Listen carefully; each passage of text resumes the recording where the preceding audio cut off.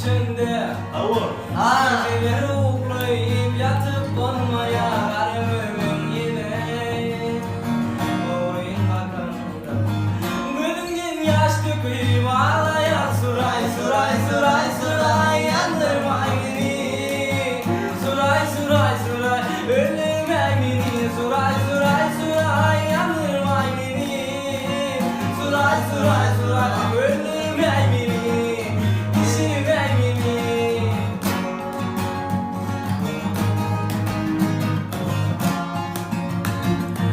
yaykayan başını geçini yağla ne bir peyda vurdum rengini ağla varımım bana oyla kanımda gözümden yaş döküp ağlayan suray suray suray suray yandırma beni suray suray suray öldürme beni suray suray suray yandırma beni suray suray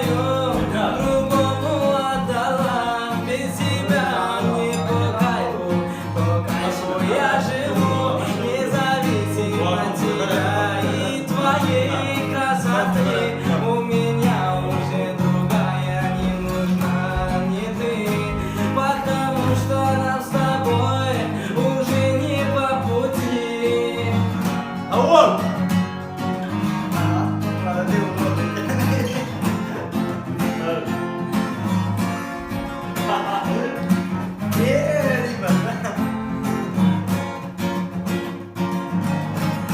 Я парнишка седой, я совсем молодой, мне 17.